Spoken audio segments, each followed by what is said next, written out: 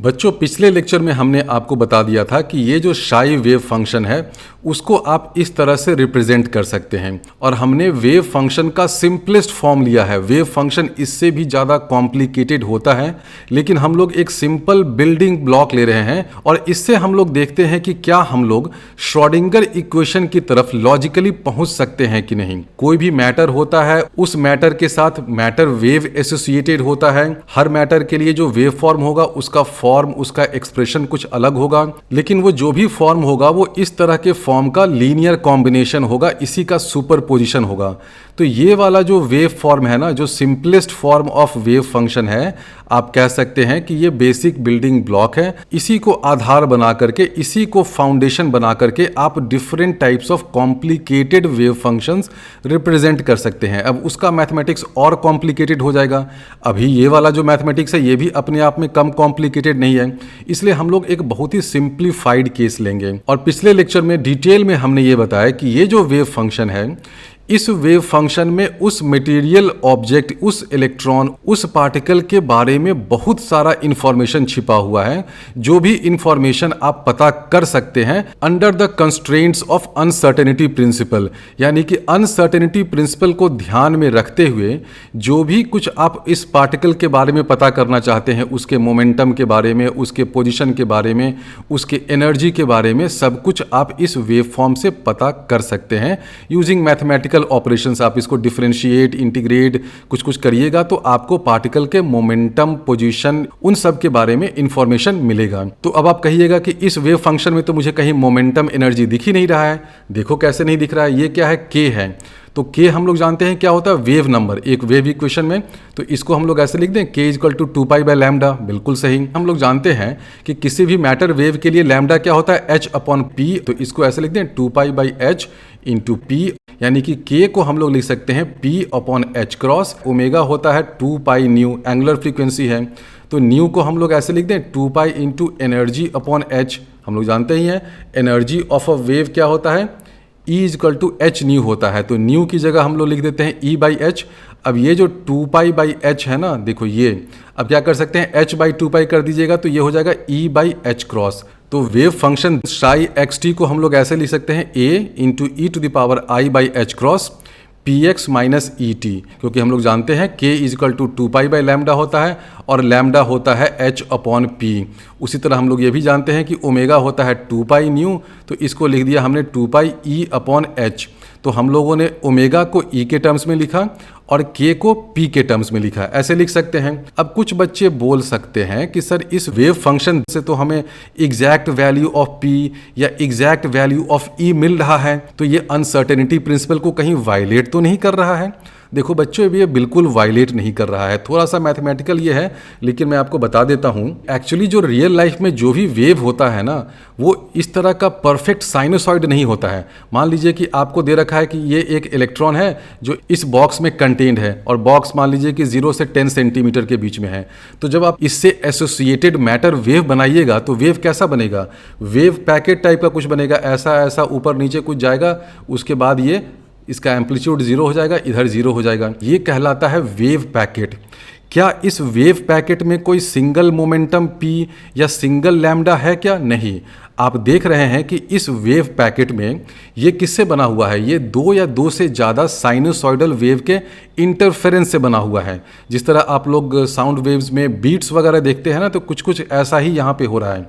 आप 2 या 2 से ज़्यादा वेव्स का जब इंटरफेरेंस करेंगे तो कहीं पे उनका कंस्ट्रक्टिव इंटरफेरेंस होगा, इधर इधर डिस्ट्रक्टिव हो गया, तो देखो एम्पलीट्यूड 0 हो गया।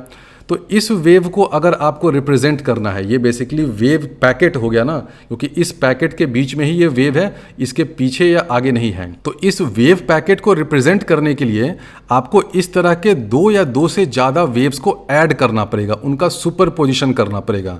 तो जो कॉन्सेप्ट हम लोग वेव्स में पढ़ते हैं ना, सुपरपोजिशन ऑफ वेव, बहुत कुछ ऐसा यहाँ भी होता है।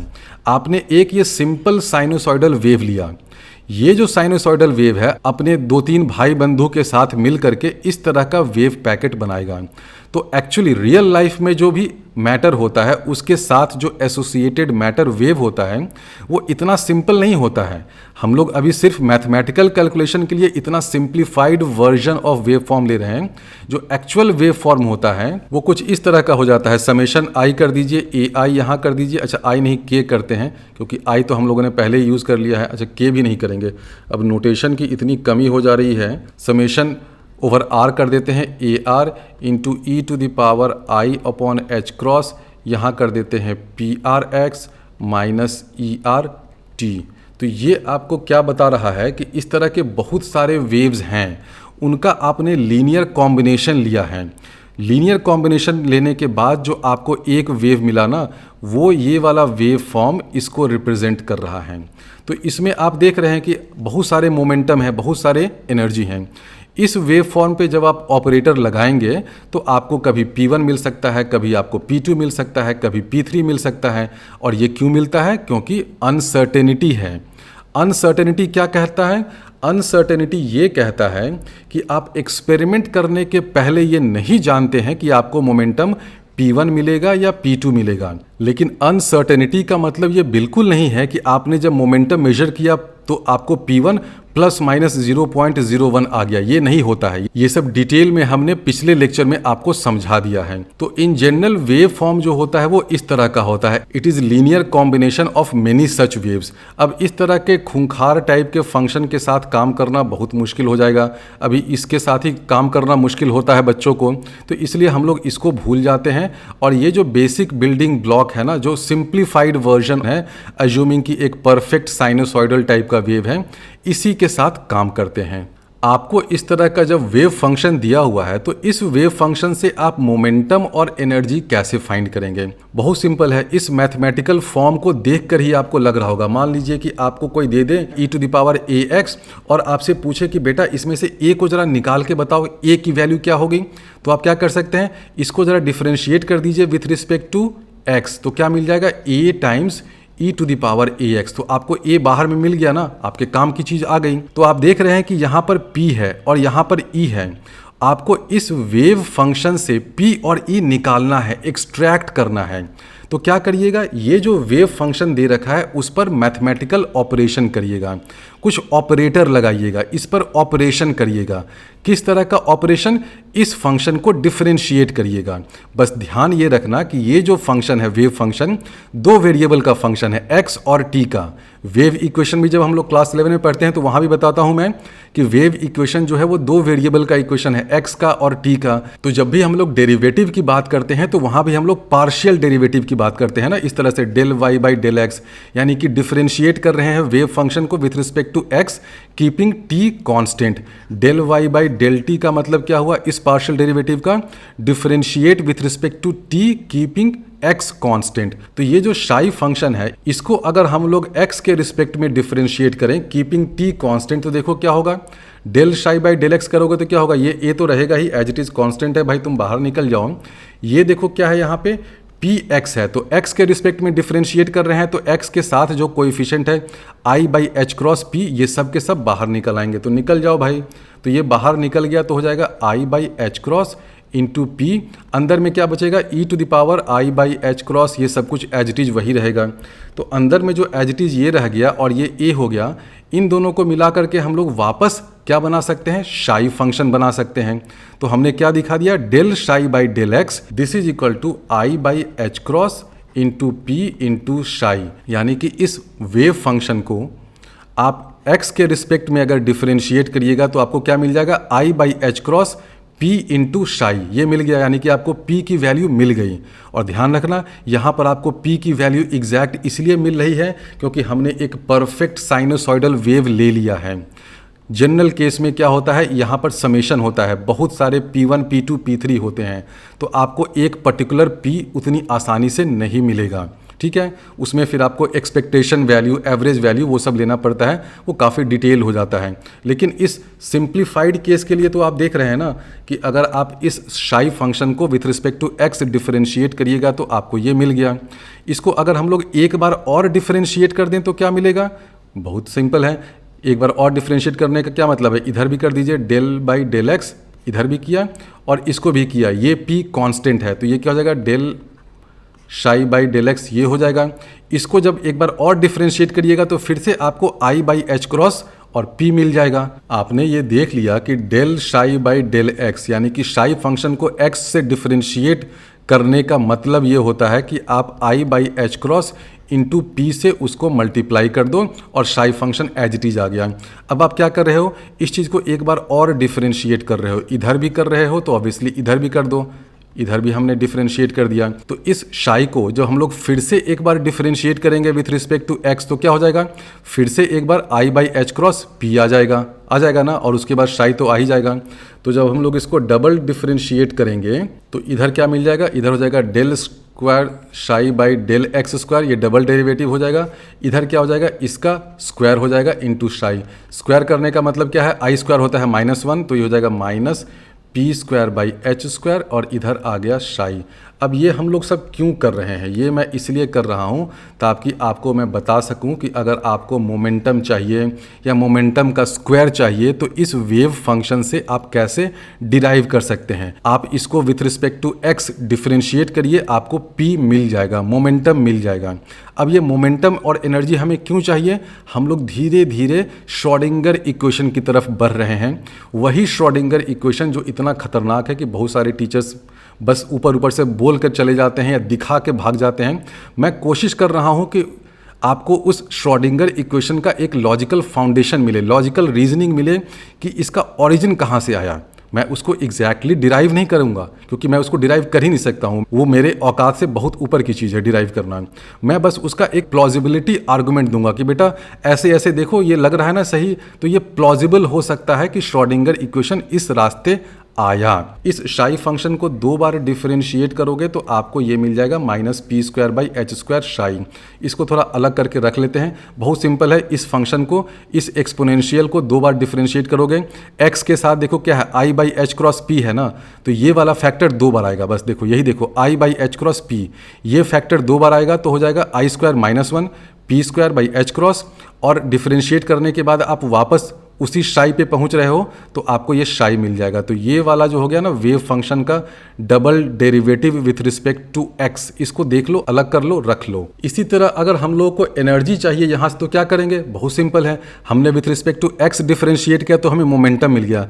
हम लोग with respect to t differentiate करेंगे तो देखो एनर्जी भी मिल जाएगा। देखते हैं, इसको del psi by del T कर दें तो क्या हो जाएगा, देखो ई के साथ कौन सा कांस्टेंट है, ई के साथ है minus i by h cross हो गया ना, तो क्या मिल जाएगा आपको, यहाँ आ जाएगा minus i by h cross into e आ जाएगा। बाकी सब कुछ वही रहेगा, a e to the power i by h cross, ये सब रहेगा ही। तो इस पूरे चीज़ को तो हम लोग फिर से शाई लिख सकते हैं, लिख दो। तो हम लोगों ने एनर्जी और ये पी स्क्वायर मोमेंटम स्क्वायर निकाल दिया। अब आप कहेंगे कि ये सब निकाल कर आप क्या कर लिए, तो देखो हम लोग इन दोनों रिजल्ट का यूज़ करके श्रोडिंगर इक्वेशन का एक प्लॉजिबिलिटी आर्गुमेंट देते हैं। प्लॉजिबिलिटी आर्गुमेंट का मतलब ये होता है कि भाई ये प्लॉजिबल लग रहा है, एग्जैक्ट डेरिवेशन नहीं है, क्योंकि हम लोगों ने एक बहुत ही सिंप्लीफाइड वेव लिया है और एग्जैक्ट वेव लेकर के भी श्रोडिंगर इक्वेशन का डेरिवेशन कोई नहीं करेगा, क्योंकि वो तो अपने आप में एक फर्स्ट प्रिंसिपल है, वो फर्स्ट लॉ है, वो बेसिक लॉ है। तो हर कोई जानता है कि kinetic energy plus potential energy is equal to E होता है। काइनेटिक एनर्जी क्या होता है, हाफ एम वी स्क्वायर, उसको हम लोग ऐसे लिख दें P square by 2m, M मान लेते हैं मास ऑफ इलेक्ट्रॉन है, प्लस पोटेंशियल एनर्जी क्या हो जाएगा, मान लेते हैं कि वहाँ पे पोटेंशियल एनर्जी है Vx। अब पोटेंशियल एनर्जी का जनरल नोटेशन होता है U, लेकिन हम लोग यहाँ पर V ले रहे हैं क्योंकि जनरली बुक्स में V नोटेशन चलता है। ये हिस्टोरिकल रीजन के कारण पोटेंशियल एनर्जी को क्वांटम मैकेनिक्स में V से ही डिनोट करते हैं। तो Vx हमने लिख दिया है पोटेंशियल एनर्जी। जनरली V होता है पोटेंशियल के लिए और U होता है पोटेंशियल एनर्जी के लिए, लेकिन यहाँ पर Vx हम लोग ले रहे हैं फॉर पोटेंशियल एनर्जी। तो this is equal to E हो जाएगा। ये Vx बता रहा है कि potential energy function of x है। अब इस रिलेशन में हम सब जगह अगर शाई फंक्शन, ये शाई क्या है, ये वाला वेव फंक्शन, ये लगा दें तो कोई दिक्कत है, कोई दिक्कत नहीं है। अब जब ये लगाने के बाद देखो क्या हुआ, यहाँ पे आ गया पी स्क्वायर शाई। ये पी स्क्वायर शाई क्या हमें पता है, हमें पता है, देखो यहाँ से पी स्क्वायर शाई तो हमें पता है, इसकी वैल्यू क्या हो जाएगी, माइनस दिस थिंग और एच स्क्वायर ऊपर चला जाएगा, है ना। तो देखो पी स्क्वायर शाई हमें चाहिए, वो हमें यहाँ से पता है। ई शाई हमें चाहिए, ई शाई देखो हमें यहाँ से पता है ई शाई की वैल्यू क्या हो जाएगी, ये एच क्रॉस उधर चला जाएगा, माइनस आई इधर आएगा तो 1/i हो जाएगा। ई शाई की वैल्यू आपको यहाँ से पता है, पी स्क्वायर शाई की वैल्यू आपको यहाँ से पता है, इन दोनों को आप सब्स्टिट्यूट कर दीजिए तो देखिए क्या मिलता है। पी स्क्वायर शाई की जगह यहाँ पे आ जाएगा minus H square by 2m, यहाँ हो जाएगा del square psi by del x square plus ये हो जाएगा v x as it is रह जाएगा शाई, ई शाई की जगह यहाँ पे आ जाएगा h cross by i del psi by del t. तो देखो ये जो नीचे में एक गंदा सा इक्वेशन हमने लिख दिया है ना, इसी को कहते हैं श्रोडिंगर इक्वेशन। और ये Schrodinger equation time dependent equation है, क्योंकि देखो शाई क्या है, शाई टाइम का भी फंक्शन है, इसमें देखो टाइम के साथ हम लोग डेरिवेटिव भी ले रहे हैं। तो ये जो शाई है ना, यहाँ पर हमने लिखा नहीं है शाई एक्स टी, लेकिन मतलब ये है कि ये जो शाई है वेव फंक्शन है, वो एक्स का भी फंक्शन है और टी का भी फंक्शन है। तो ये जो गंदा सा लंबा सा रिलेशन हमने लिखा है, इस रिलेशन को कहते हैं श्रोडिंगर इक्वेशन। और ये कहाँ से आया, एक वेव फंक्शन था, उसको हमने with respect to time differentiate किया तो हमें ये मिल गया, 2 बार with respect to x differentiate किया तो ये मिला। और हम लोग जानते हैं कि kinetic energy plus potential energy equal to total energy, तो उसको ऐसे लिख दिया। फिर हमने देखा कि अरे ये रिलेशन तो आ गया, खूंखार सा रिलेशन। तो ये जो रिलेशन हमने लिखा है ये कहलाता है time dependent Schrodinger wave equation. बार बार मैं टाइम डिपेंडेंट इसलिए बोल रहा हूं क्योंकि आगे इसका हम लोग एक सिंप्लीफाइड वर्जन लेंगे जो टाइम इंडिपेंडेंट हो जाएगा, जिसमें से हम लोग टाइम को यहां से हटा देंगे। और बच्चों ये ध्यान में रखना कि Schrodinger equation can not be derived from other basic principles of physics. अभी जो हमने K E plus P E is equal to E वगैरह वो सब बताया ना, वो सब ठीक है आपको समझाने के लिए, उसका एक लॉजिकल फाउंडेशन देने के लिए ठीक है, लेकिन इसका डेरिवेशन आप अदर प्रिंसिपल्स ऑफ फिजिक्स से नहीं निकाल सकते हैं। It is a basic principle in itself, और ये इतना जनरल प्रिंसिपल है कि ये क्लासिकल मैकेनिक्स में भी एप्लीकेबल होता है। बहुत से बच्चों को लगता है कि श्रोडिंगर इक्वेशन सिर्फ और सिर्फ क्वांटम मैकेनिक्स के लिए है, नहीं, ये इक्वेशन क्वांटम मैकेनिक्स और क्लासिकल मैकेनिक्स दोनों के लिए एप्लीकेबल है। In fact F is equal to m a, ये जो इक्वेशन है ना, ये इक्वेशन तो एक स्पेशल केस है। इस इक्वेशन को भी आप श्रोडिंगर इक्वेशन से डिराइव कर सकते हैं। जैसे कि torque is equal to I alpha, क्या ये बेसिक प्रिंसिपल ऑफ फिजिक्स है? नहीं। आप torque is equal to I alpha को F is equal to m a से डिराइव कर सकते हैं। आप F is equal to m a को बेसिक प्रिंसिपल ऑफ फिजिक्स मान सकते हैं अगर आप सिर्फ और सिर्फ क्लासिकल मैकेनिक्स की दुनिया में हैं। लेकिन अगर आप क्लासिकल और क्वांटम दोनों देख रहे हैं तो आप कहेंगे कि Schrodinger equation basic principle of physics है। आप F is equal to m a को श्रोडिंगर इक्वेशन से डिराइव कर सकते हैं, उल्टा नहीं होगा। आप F is equal to m a से श्रोडिंगर इक्वेशन नहीं डिराइव कर पाएंगे। अब हम लोग इस time dependent Schrodinger wave equation को थोड़ा सा सिंप्लीफाई करते हैं। सबसे पहले तो आप ये देखिए कि ये जो इक्वेशन है ये क्या है, डिफरेंशियल इक्वेशन है। डबल डेरिवेटिव यहाँ पर भी है, यहाँ पर भी डेरिवेटिव है। और आप ये भी देख लीजिए कि अगर कोई ψ1 वेव फंक्शन है जो इसका सोल्यूशन है और ψ2 इसका दूसरा सोल्यूशन है, तो C1 ψ1 प्लस C2 ψ2 ये जो लीनियर कॉम्बिनेशन है वो भी इसका सॉल्यूशन होगा। तो आपको जो मैंने समझाया था ना कि कोई जनरल वेव इक्वेशन हो जिसमें ये समेशन वगैरह आता है, तो आप कह सकते हैं कि अगर इनिशियल बिल्डिंग ब्लॉक जो सिंप्लीफाइड वेव इक्वेशन अगर इसका सॉल्यूशन है, तो समेशन वाला भी जो सॉल्यूशन होगा वो भी इस श्रोडिंगर इक्वेशन का सॉल्यूशन होगा। तो इसलिए अगर कोई वेव पैकेट है ना, मान लो इस तरह का वेव है, मैटर वेव है, तो इसका जो वेव फंक्शन होगा, मान लेते हैं कि उसमें समेशन वगैरह होगा, ये वेव फंक्शन भी इस इक्वेशन को सेटिस्फाई करेगा। लेकिन हम लोग उस जनरलाइज्ड वर्जन में नहीं जाएंगे, हम लोग सिंप्लीफाइड वर्जन में ही रहेंगे। तो ये वेव फंक्शन है जो इस time dependent Schrodinger wave equation को सेटिस्फाई करता है। इसमें से टाइम डिपेंडेंस वाला पार्ट हम लोग हटाकर देखें, बिल्कुल हटाते हैं, देखते हैं क्या होता है। इसको हम लोग ऐसे लिख दें, this is equal to a e to the power i by h cross p x तो रहेगा ही, हो जाएगा इधर into e to the power minus i by h cross e t. तो हमने क्या किया, ये जो वेव फंक्शन था उसके 2 टुकड़े कर दिए, उसका 2 पार्ट कर दिया। पहला पार्ट क्या है, ये फंक्शन है ऑफ एक्स, यानी कि ये फंक्शन है ऑफ स्पेस कोऑर्डिनेट्स। दूसरा पार्ट क्या है, ये है फंक्शन ऑफ टाइम। तो इस वेव फंक्शन को हम लोग 2 टुकड़ों में बांट सकते हैं। अब नेचुरल क्वेश्चन ये होता है कि क्या आप हर तरह के श्रोडिंगर वेव इक्वेशन के लिए वेव फंक्शन को 2 डिफरेंट पार्ट में ऐसे ब्रेक कर सकते हैं, टाइम वाला पार्ट अलग कर दीजिए और स्पेस वाला पार्ट अलग कर दीजिए, क्या ऐसा कर सकते हैं? हाँ, हम लोग कर सकते हैं। अगर ये जो पोटेंशियल एनर्जी टाइम इंडिपेंडेंट है, यानी कि ये जो v है ना वो अगर सिर्फ और सिर्फ x का फंक्शन है, अगर ये t का फंक्शन नहीं है, अगर ये टाइम डिपेंडेंट नहीं है, तो कोई भी इस तरह का साई एक्स टी हो ना उसको आप दो पार्ट में ब्रेक कर सकते हैं। एक पार्ट हो जाएगा किसका, केवल x का, और दूसरा पार्ट होगा टाइम का, जिसको हम लोग ऐसे लिख सकते हैं -i/h×et। तो ये हो सकता है, हर केस में हो सकता है, अगर प्रोवाइडेड ये जो पोटेंशियल है वो टाइम वेरिंग नहीं है। तो ये बहुत इंपॉर्टेंट स्टेप होता है डिफरेंशियल इक्वेशंस की भाषा में, मैथमेटिक्स में इसको कहते हैं method of separation of variable. ये जो वेव फंक्शन है इसके पास दो वेरिएबल है x और t। हमने क्या किया कि इस वेव फंक्शन को दो डिफरेंट पार्ट में ब्रेक कर दिया। ये वाला पार्ट हो गया जो सिर्फ और सिर्फ स्पेस कोऑर्डिनेट्स पे डिपेंड करता है, x पे, अगर 3 डायमेंशन में वेव होगा तो y z पे डिपेंड करेगा, और दूसरा पार्ट हो गया जो सिर्फ टाइम पे डिपेंड करता है। तो इस तरह का सेपरेशन ऑफ वेरिएबल्स हम लोग कर सकते हैं अगर ये जो पोटेंशियल है वो टाइम वेरिंग नहीं है, अगर ये पोटेंशियल v सिर्फ x का फंक्शन है। तो अब अगर इस साई एक्स टी को आप इस इक्वेशन में सब्स्टिट्यूट करिए तो देखिए क्या होगा। साई एक्स टी को जब LHS में लिखोगे तो क्या हो जाएगा, साई एक्स टी का डेरिवेटिव लेना है विथ रिस्पेक्ट टू x, तो ये जो t वाला टर्म है ये तो सीधे सीधे डेरिवेटिव से बाहर आ जाएगा। आप इस इक्वेशन में जब साइज सब्स्टिट्यूट करोगे तो क्या हो जाएगा, e⁻⁻i/h×et, ये बाहर आ जाएगा, अंदर में बचेगा -h×2m, और यहाँ आ जाएगा डेल स्क्वायर साई ये वाला बाई एक्स स्क्वायर, प्लस ये v रहेगा ही। इसमें भी देखो ये जो साई है इसमें भी e⁻−et वाला टर्म है ना, एनर्जी वाला टर्म यहाँ भी है, टाइम वाला, उसको भी हम लोग बाहर ले सकते हैं ब्रैकेट के। तो यहाँ क्या बच जाएगा, यहाँ बच जाएगा v इंटू साई एक्स। अब ये जो छुटकू वाला साई है ना, स्मॉल साई, ये है, ये कैपिटल है। अब ये नोटेशन ऐसा ही चलता है बुक्स में, ये साई का मतलब समझ लेना कि इसमें टाइम का वेरिएबल नहीं है।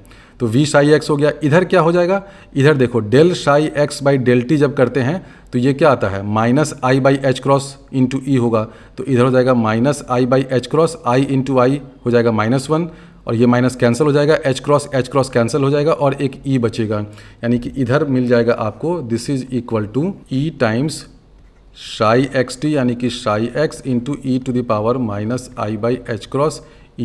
अब ये देखने में बहुत डरावना और डिफिकल्ट लगता है लेकिन उतना है नहीं, क्योंकि नोटेशन नया नया है ना तो बच्चों को थोड़ा सा कन्फ्यूजन होता है। ये साई एक्स टी क्या है, x का भी फंक्शन है, t का भी फंक्शन है। t वाले पार्ट को हमने अलग कर दिया, जैसे ही t वाले पार्ट को अलग करके इसमें लिखोगे तो यहाँ से देखो ये बाहर आ जाएगा, यहाँ से भी t वाला पार्ट बाहर आ गया, यहाँ से भी डिफरेंशिएट होने के बाद t वाला पार्ट बाहर आ गया। तो अब आप देख रहे हो कि LHS में भी ये चीज़ है, RHS में भी ये चीज़ है, इसको कैंसिल कर दिया तो हमें एक नया इक्वेशन मिल गया। और इस इक्वेशन की खूबसूरती ये है, ये वाला देखो जो ग्रीन से इक्वेशन मिला है, इस इक्वेशन में t कहीं नहीं है, टाइम का फैक्टर ही नहीं है, टाइम को हमने हटा दिया। तो ये जो श्रोडिंगर इक्वेशन का फॉर्म आया इसको कहते हैं time independent Schrodinger wave equation. Green के अंदर कहीं भी टाइम का नामो निशान नहीं है। ये जो साई फंक्शन है ना, स्मॉल साई, छुटकू वाला साई, ये x का फंक्शन है, ये भी x का फंक्शन है। t वाला पार्ट तो अलग है जिसको हमने कैंसिल कर दिया। तो देखो ये जो हमने लिखा है ना, ये है time independent Schrodinger wave equation. इसमें ये जो साई है ना, ये वेव फंक्शन का स्पेस वाला पार्ट है, x वाला पार्ट है, इसमें t नहीं है। यहाँ भी देखो x है, t नहीं है, यहाँ भी देखो x है, t नहीं है। और इस चीज़ में आप साई को अगर बाहर ले लो LHS में तो अंदर में आपको क्या मिल जाएगा, ये मिलेगा -h×2m, ये हो जाएगा d²/dx², ये हो गया, प्लस यहाँ आ जाएगा vx, और पूरे को ब्रैकेट में करके एक साई x फंक्शन हो गया, this is equal to e times psi x, ये मिल गया।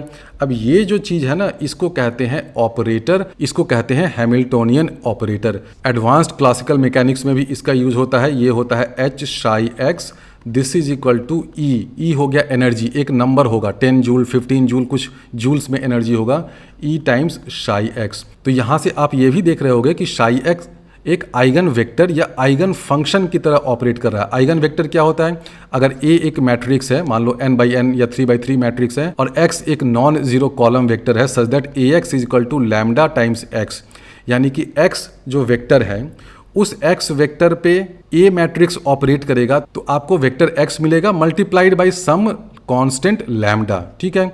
और ध्यान ये रखना है कि x has to be non zero. ये डेफिनेशन मैंने मैट्रिसेस वाले चैप्टर में मैथ्स में डिटेल में समझाया है। तो यहाँ से आप देख रहे हैं कि ये जो x है आइगन वेक्टर है। यहाँ पे भी आप देखिए h psi x, यानी कि psi x एक फंक्शन है ना। इस फंक्शन पे ये हैमिल्टोनियन ऑपरेटर ऑपरेट करता है। ऑपरेटर क्या होता है? ऑपरेटर होता है बस देखो 2 बार डिफरेंशिएट किया, इससे मल्टीप्लाई किया, उसमें vx ऐड किया। ऑपरेटर जब भी बोला जाए ना तो मतलब differentiation, integration, multiplication, division, mathematical functions करना, मतलब ऑपरेशन करना। तो ये h जो है वो हैमिल्टोनियन ऑपरेटर है। ये ऑपरेटर जब psi x पे ऑपरेट करता है तो आपको psi x ही मिलता है, यानी कि ये psi x आइगन फंक्शन हो गया।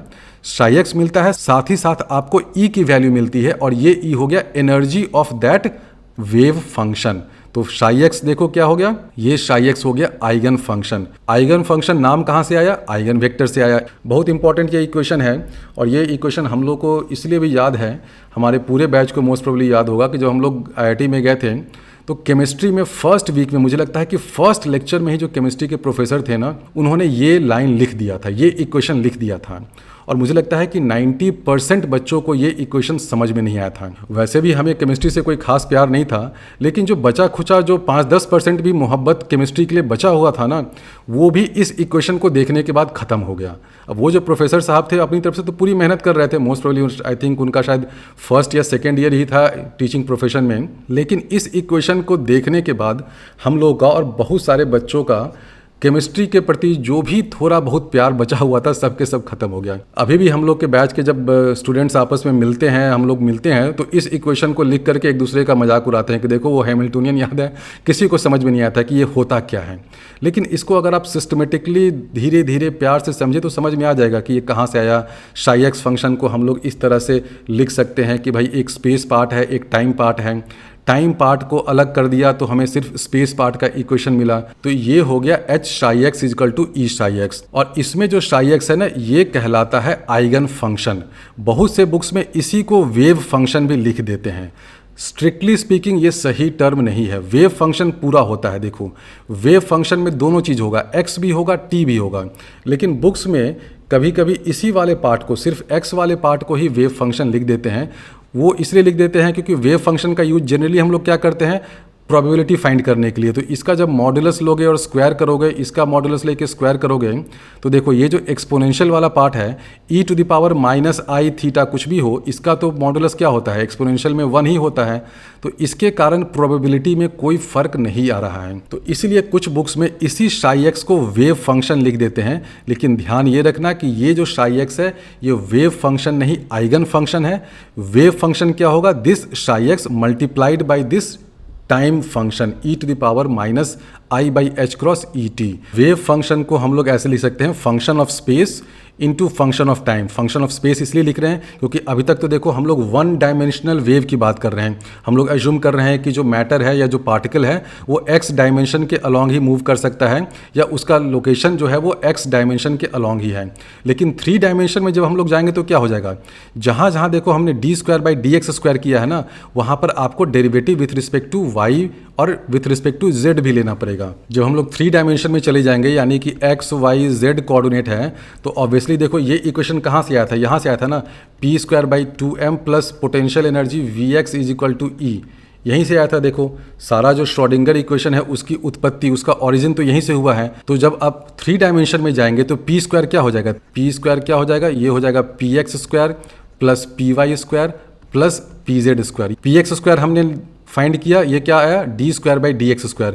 तो उसी तरह जब py² करेंगे तो यहाँ पे आ जाएगा d²/dy²। लेकिन क्योंकि वहाँ पर अब x y z 3 space coordinates हैं, तो सब के सब यहाँ पर क्या हो जाएगा, पार्शियल डेरिवेटिव हो जाएगा। क्योंकि उस केस में जो psi फंक्शन है वो क्या हो जाएगा, ये हो जाएगा function of x y z t, इसका फंक्शन हो जाएगा। और जो टाइम वाला पार्ट है वो तो हो जाएगा e⁻⁻i/h क्रॉस et, ये तो ऐसे ही रहेगा। लेकिन जो स्पेस वाला पार्ट है वो क्या हो जाएगा, psi of x y z, इन तीनों का हो जाएगा। तो जब हम लोग ये वाला टर्म लिखेंगे ना तो d square by d x square नहीं लिख करके ऐसे लिखेंगे del square by del x square, फिर एक और टर्म आएगा del square by del y square, फिर एक और टर्म आएगा del square by del z square. तो जब 3 डायमेंशन में जाएंगे तो ये इक्वेशन थोड़ा सा और कॉम्प्लिकेटेड दिखेगा। देखने में बस कॉम्प्लिकेटेड लगता है, लेकिन अगर आप इसको समझ लेना कि क्रक्स में क्या हो रहा है, इसके ओरिजिन में क्या हो रहा है, इसके अंदर कॉन्सेप्ट क्या छिपा हुआ है, तो उतना ये डिफिकल्ट नहीं है। अब हम लोग 3 डायमेंशन में क्यों लिख रहे हैं? क्योंकि हम लोग को क्वांटम थ्योरी ऑफ एटम पता करना है। एटम में इलेक्ट्रॉन होता है जो 3 डायमेंशन में मूव करता है, वो 1 डायमेंशन में तो मूव करता नहीं है, इसलिए हम लोग 3 डायमेंशनल इक्वेशन लिखेंगे। तो इसको देख के डरना मत, मैं बता देता हूँ क्या है। 3 डायमेंशन में लिखोगे तो इक्वेशन ऐसा हो जाएगा del square psi by del x square plus del square psi by del y square, ये सब हो जाएगा। ये जो नोटेशन होता है ना del square by del x square plus del square by del y square, इसको कहते हैं लैप्लासियन ऑपरेटर। अब ये सब आपको नहीं पढ़ना है, बस मैं आपको टच कर रहा हूँ ताकि आपको फील आ जाए कि हो क्या रहा है। इस ऑपरेटर के टर्म्स में अगर आप इक्वेशन लिखोगे तो ये हो जाएगा। ये क्या है? ये है basically h psi x is equal to e psi x. उसी इक्वेशन को हमने 3 डायमेंशन में जब लिखा तो ये हो गया। 1 डायमेंशन में थे तो यहाँ पे हमें D square psi by d x square लिखना था। जब आप 3 डायमेंशन में चले जाओगे तो आपको Laplacian operator del square operator ये लिखना पड़ेगा। ये सब आपको कुछ नहीं करना पड़ेगा, आपको कोई न्यूमेरिकल इस पे बेस्ड नहीं आएगा। तो जल्दी से मैंने वो इक्वेशन हटा दिया, नहीं तो बहुत से बच्चे वैसे ही भाग जाते हैं। मुझे लगता है बहुत से बच्चे वैसे ही भाग रहे होंगे, लेकिन ये अच्छा चीज़ है, एक बार समझ लोगे तो once and for all chemistry के इस पार्ट में और क्वांटम फिजिक्स में ज़्यादा डिफिकल्टी नहीं होगी। डिफिकल्टी तो होगी ही, क्योंकि ये अपने आप में बहुत ही डिफिकल्ट सब्जेक्ट है। फाइनमैन ने भी कहा था कि अगर कोई आदमी ये कहता है कि वो क्वांटम फिजिक्स पढ़ के कंफ्यूज नहीं हुआ है, इसका मतलब उसने पढ़ा ही नहीं है। तो कन्फ्यूजन तो होता ही है, आज भी मुझे इसमें बहुत सारे कन्फ्यूजन होते हैं, लेकिन ऑब्वियसली मैं जो पार्ट आपको बता रहा हूँ उसमें मुझे कोई कन्फ्यूजन नहीं है। मुझे कुछ कन्फ्यूजन है जो मैं नहीं समझ पाता हूँ, लेकिन वो रिसर्च लेवल की चीज़ है, उसमें अभी आपको पढ़ने की जरूरत ही नहीं है।